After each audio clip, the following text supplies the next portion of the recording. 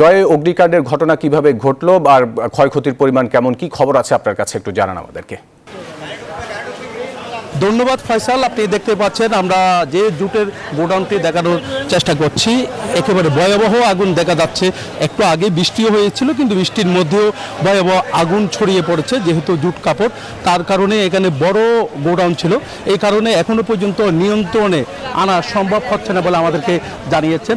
তো এখানে আগুন আমরা দেখছি দাহ দাহ করে জ্বলছে। ফায়ার সার্ভিসের উচ্চপদস্থ কর্মকর্তা যারা আছে তারা যেমনটা জানিয়েছেন যে তারা চেষ্টা চালিয়ে যাচ্ছে। তাদের যে 6টি ইউনিট আমরা দেখছি, 6টি ইউনিট এখানে আগুন নিয়ন্ত্রণের চেষ্টা চালিয়ে যাচ্ছে। ফায়ার সার্ভিসের উচ্চপদস্থ কর্মকর্তা যারা আছেন তারা চেষ্টা চালিয়ে যাচ্ছে বলে আমাদেরকে জানিয়েছেন, কিন্তু দ্রুত সময়ের মধ্যে এই আগুন নিয়ন্ত্রণ আনা সম্ভব হবে না বলে আমাদেরকে জানিয়েছেন। যেহেতু জুট কাপড় ছিল, হঠাৎ করে যে আগুন, কেন আগুনের সূত্রপাত, কীভাবে যে আগুন লাগার ঘটনা ঘটেছে তা তদন্ত করছে ফায়ার সার্ভিস। যেহেতু নিয়ন্ত্রণে আনতে সক্ষম হয়নি, তার কারণে এখনও পর্যন্ত পুরোপুরি জানা সম্ভব হচ্ছে না। যারা স্থানীয় লোকজন যারা আছেন তারা যেমনটা আমাদেরকে জানিয়েছেন যে এখানে বৈদ্যুতিক শর্ট সার্কিট থেকে আগুন লাগার ঘটনা ঘটতে পারে বলে তারা মনে করছেন। দেখতে পাচ্ছেন আগুনের যে শিক্ষাদিকে আমরা দেখছি একেবারে দ্রুত সময়ের মধ্যে